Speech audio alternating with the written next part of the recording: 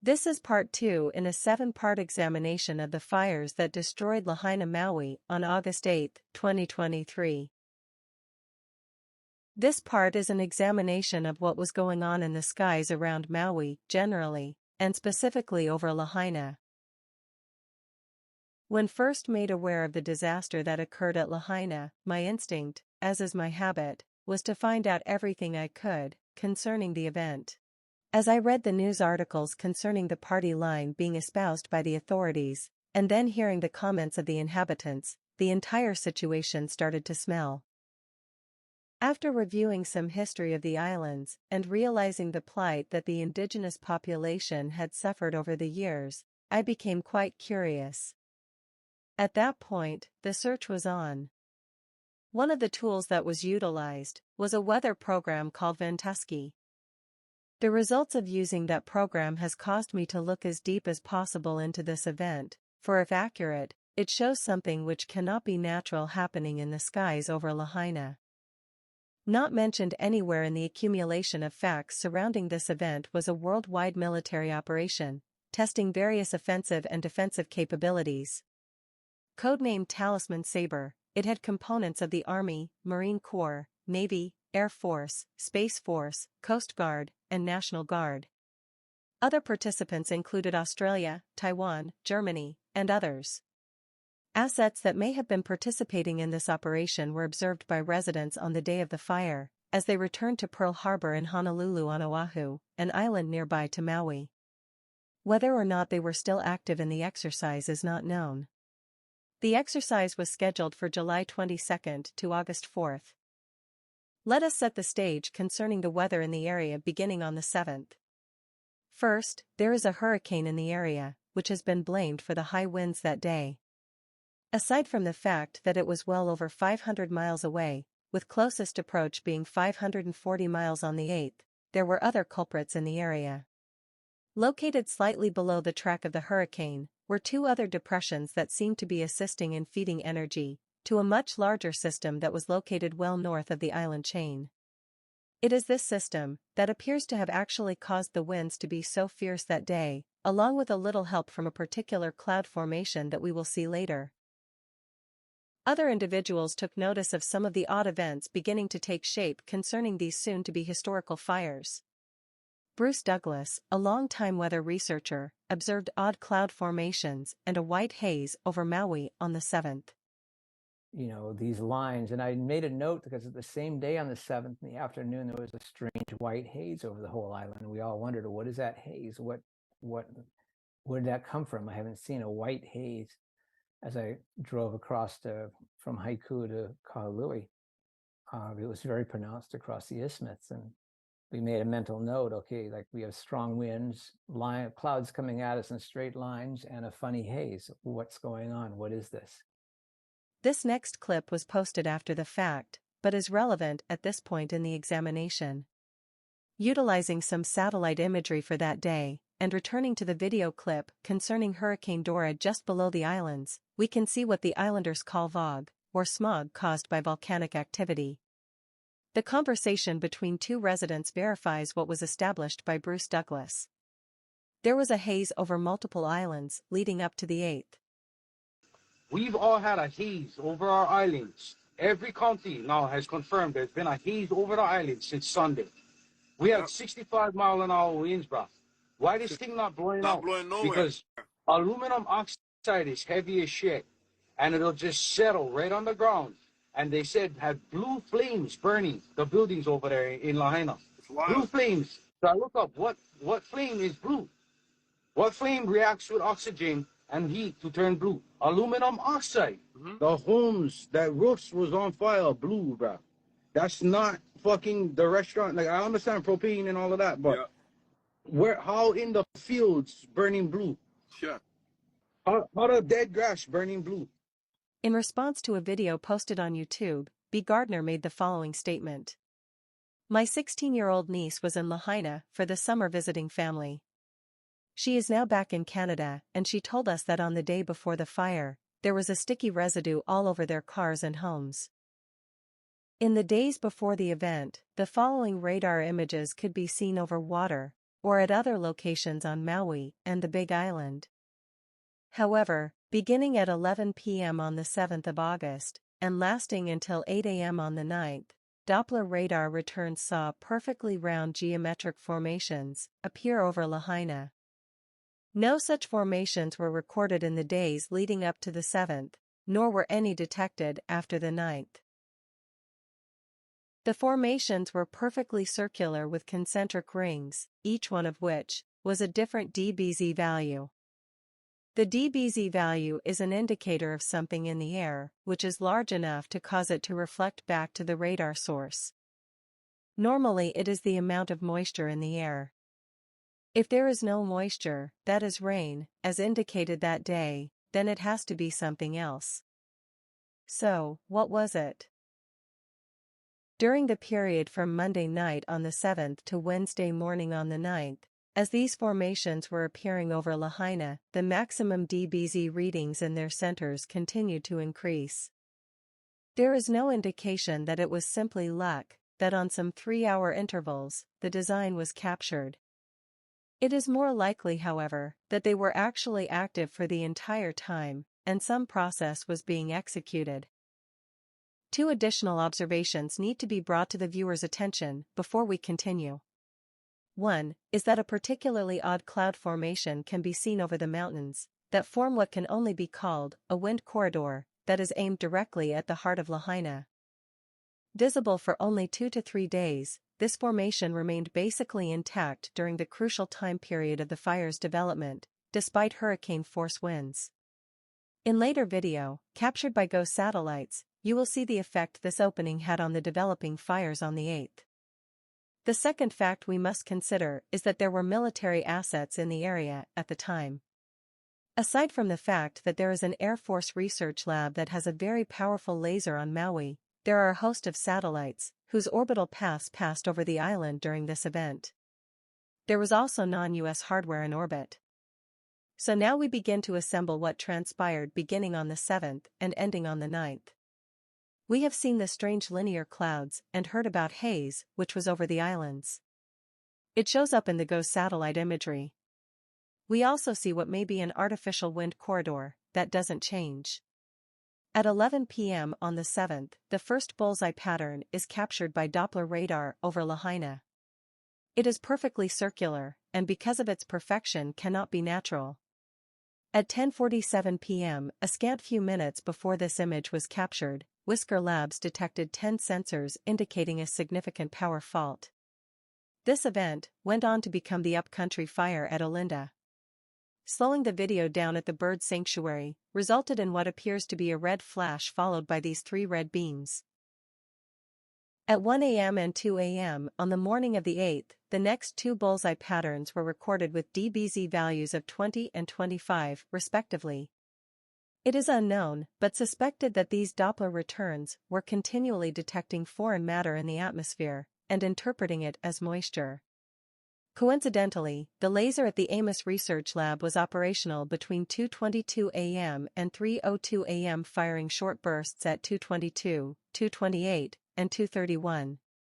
The last burst lasted for 17 minutes, between 2:45 and 3:02.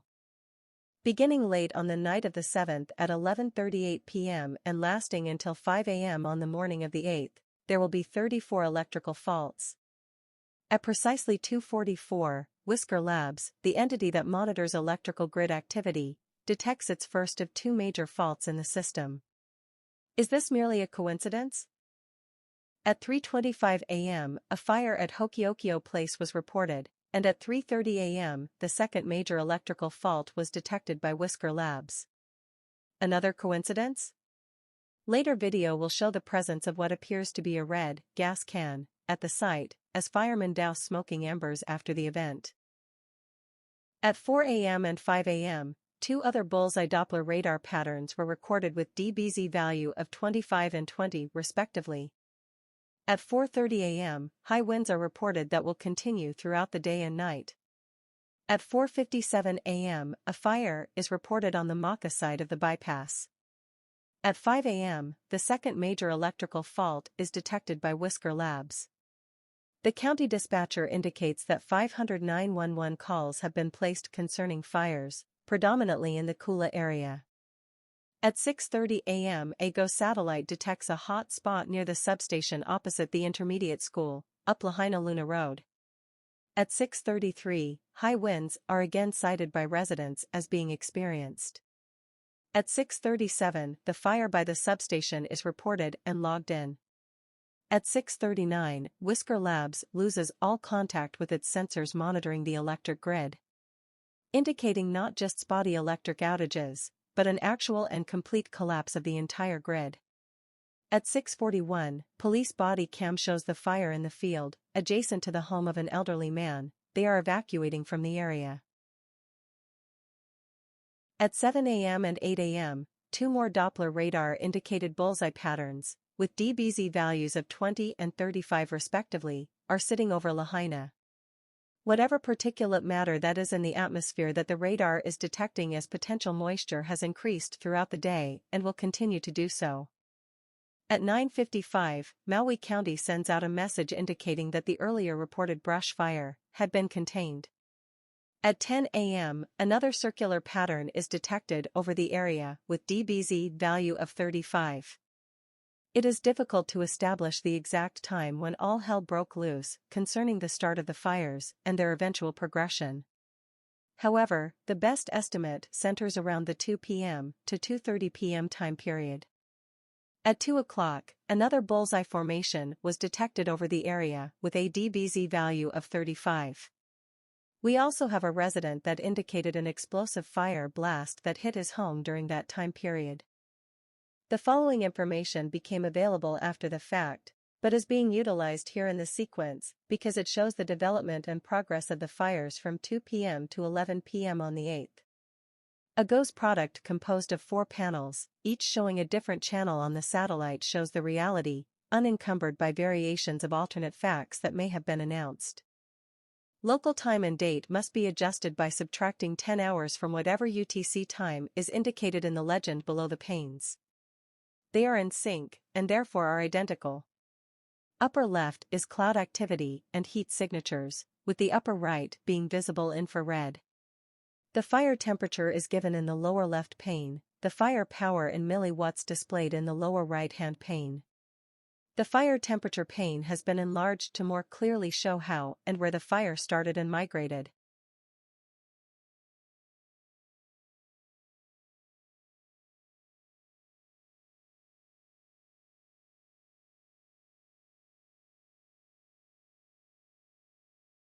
An additional GOES product that was released shows some strange dot-like patterns in the clouds over the mountains. This sequence, as is the case in all the data, is composed of individual images that have been assembled together to simulate a continuous span of time. The interval between images is about 10 minutes. Whatever they are, they seem to start as one color, change over time, and migrate towards the wind corridor just below their original location. Why are these dots present at the beginning of this sequence? More importantly, what are they? Is this evidence of cloud seeding or multiple trillion watt laser impacts? In order to verify what we are seeing in the GOES data, another weather forecasting product was examined. Nexrad radar is the mainstay of commercial weather divination, so the local product was referenced with mixed results. Not only was the afternoon satellite capture blacked out, but the Nexrad station one island over was missing data in its sweep. The interesting thing about what was missing was that it was exactly over the two areas concerning the fires, Lahaina and Kula. It also shows, and therefore verifies, that radar did indeed show a circular formation of something over the area today. Not trusting the scenario announced to the public about what happened today, individuals would begin to research information on their own. What they would find was that no matter where they looked, there was data missing, that normally is gathered and archived.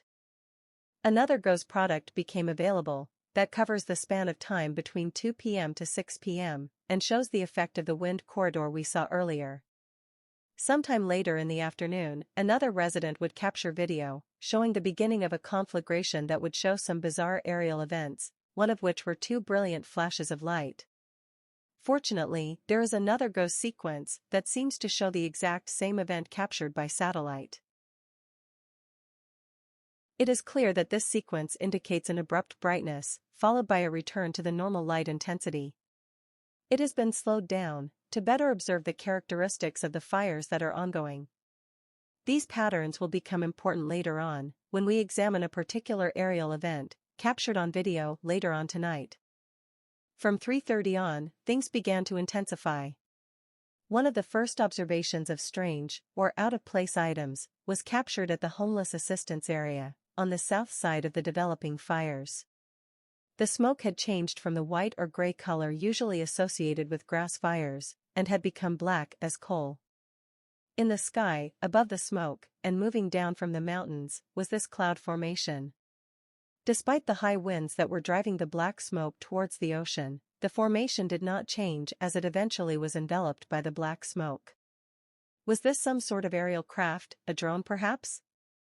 Or might it have been a reflector, a surface that received an RF signal or laser beam, and deflected it downward? Or was it just another perfectly geometric object that must be natural? At 4 p.m., the final bullseye pattern was detected over the area, with a dBz value of 35. A short time later, as the fires continued, the following sequence was also captured, in the same video with the square cloud formation. It is unclear what this object might be. It is not a bird, for it moves absolutely too fast for one. It initially appears alongside another similar object and then immediately accelerates and moves from east to west. There are also similar objects on the northern side of the smoke wall. What appear to be white orbs can be seen in many of the videos recorded during this fire event. Usually, it is difficult to detect them, since they move faster than they can be noticed. They are particularly evident, however, when one slows down the viewing speed of the video sequence.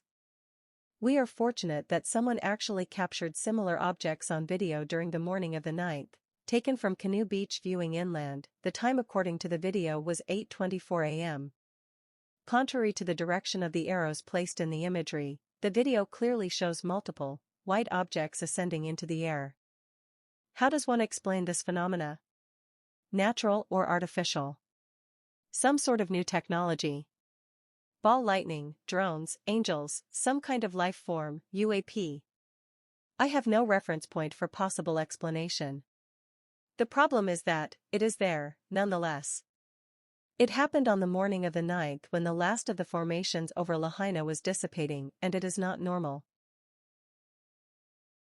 As we approach 5 p.m., a woman attempting to escape the fires, sitting in a grid-locked vehicle near Front Street, captures this image in the sky. At precisely 5 o'clock, GOES satellites detect this extreme hotspot in Lahaina. The temperature at that location is 272 degrees Fahrenheit, hot enough to completely incinerate man or beast. By this time, the area adjacent to the intersection of the bypass and Lahaina Luna Road, near to the park, is fully engulfed. What happens during this next video clip is shocking.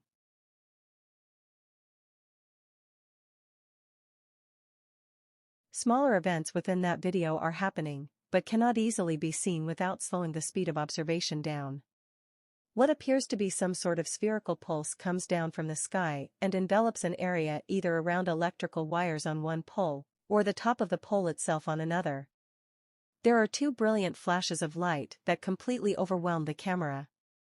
Finally, there is an area in the sky that seems to be the sun but looks quite odd. While we are on the topic of the sun, there are a few other observations that we should examine. One is its ability to produce a single ray of sunshine. At least that's what this next image appears to be. A few images indicating how strange the sun looked during the afternoon were located, and were added to an ever-growing collection of what I considered to be somewhat out of the ordinary. Good fortune, again, smiled upon me when a video of the exact same scene also was located. You may be the judge about this one.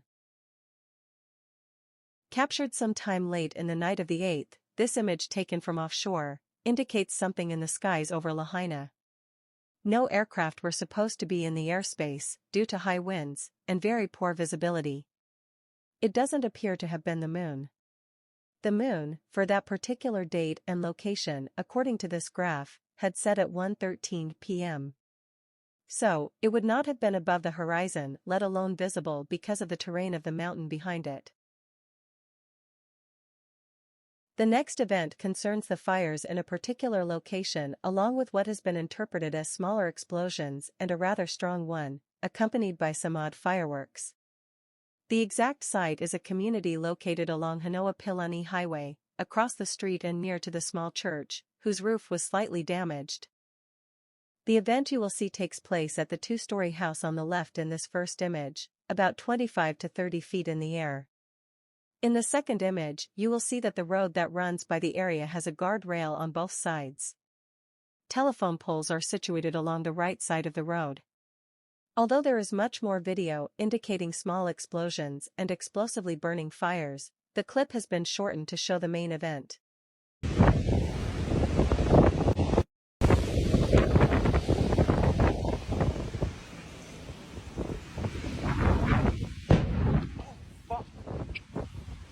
Again, things are happening so fast that we are missing important information at normal speed.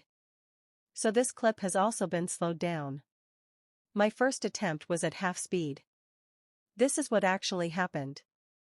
The sound of the explosion preceded the formation of what appears to be a two-part tube, existing some 25 to 30 feet off of the ground, in a horizontal configuration. The outer shell is yellow, with the interior being white, indicating a possible temperature of 2,700 degrees Fahrenheit. Across the road, there are 3 lights, 2 blue ones and 1 green one, reflecting off the left guardrail. Whether or not the two items are related cannot be established. As I was processing the video, by slowing it down by using various speeds in an attempt to locate potential data, the following audio was found.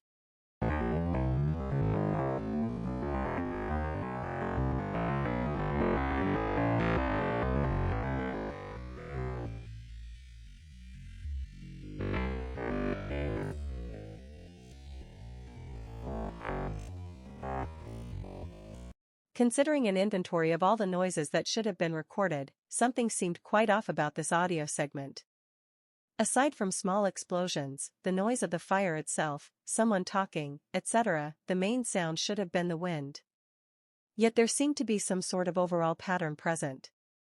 Time for some audio analysis. This is the spectrographic signature of wind by itself. If you slow the sound down, it still sounds just like wind, there is no underlying pattern.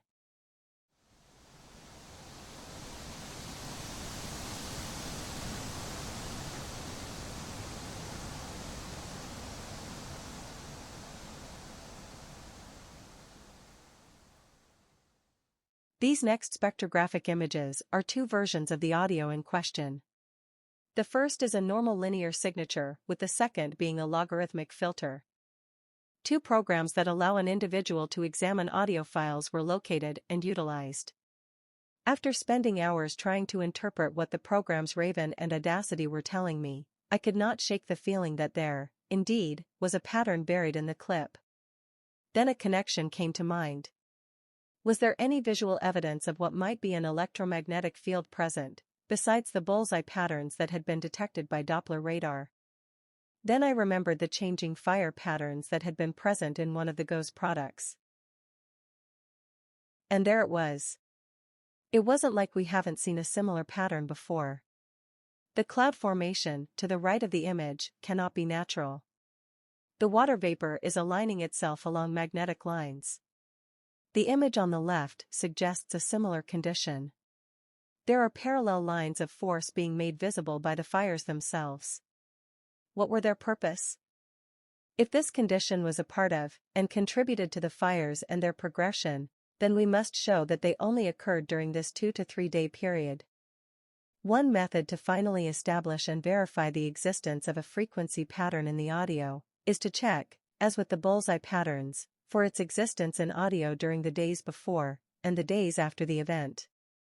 This is exactly what was accomplished with the 2 videos just listed, and I invite others to repeat that same process if you are capable. Here are the comparison results: first before, second during, and third after. Each audio example has been converted to a WAV file and slowed down to at least half its speed. Spectrographic patterns are also included for each example, both standard and logarithmic.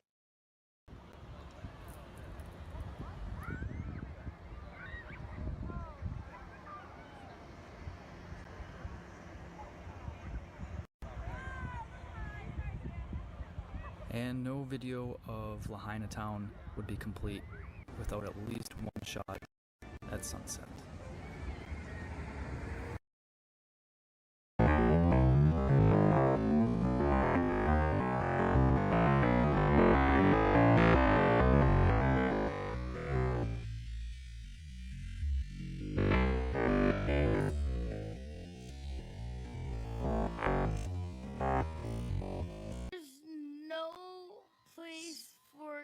To be, disposed of. That's the, So are one you, of the gnarliest things.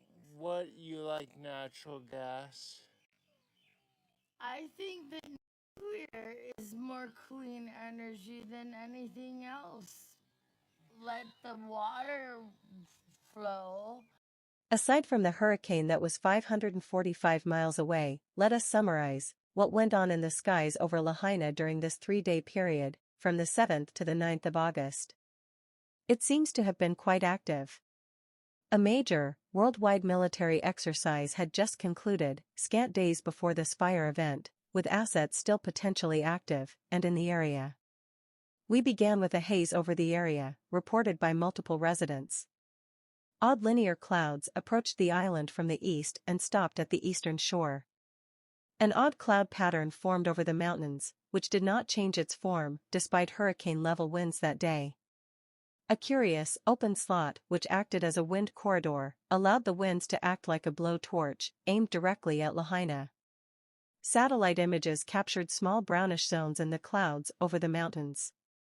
Beginning the night of the 7th, and ending during the morning of the 9th, perfectly circular, bullseye patterns were detected by Doppler radar over the area. The early morning of the 8th was met with abnormally high winds that created small disturbances akin to miniature waterspouts.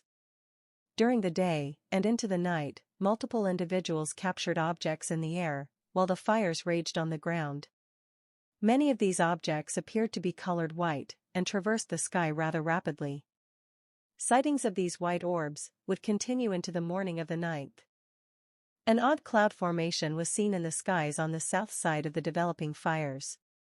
Its square shape is unmistakable, as it moved from upslope toward the ocean, passing directly over the ongoing inferno.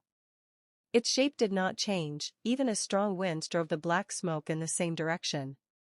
Throughout the afternoon, observers would not only report, but also capture flashes of light in the videos that they were taking of the fires. One major event occurred in the area of Lahaina Luna Road and the bypass, with the other being seen in the area around Front Street, as people fled the area. From the beginning of the fire until late afternoon, the wind corridor acted as a blowtorch, feeding the fire with fresh oxygen, and driving the resultant fire and smoke downslope and out to sea. Continuing our summation of activities on the 8th, 2 additional notable events occurred. Sometime late in the evening, an image was captured from a boat offshore, facing towards land. Something was in the air over Lahaina at that point, which resembled a drone-like object. Ownership of the object is unknown at this point.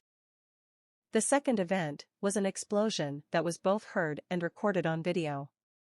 It produced an elongated and horizontal fire object some 20 or more feet in the air, passing over the rooftops of houses in the area. This concludes Part 2, Atmospheric Activity over Lahaina. There were other events, such as marine and aircraft activity in the area that were planned for review, but access to such was met with missing data that is normally archived. Again and again, we must ask ourselves why this is being done. The final question for this part is simple. Considering what you have seen in the images and heard in the audio, is it all natural or artificial?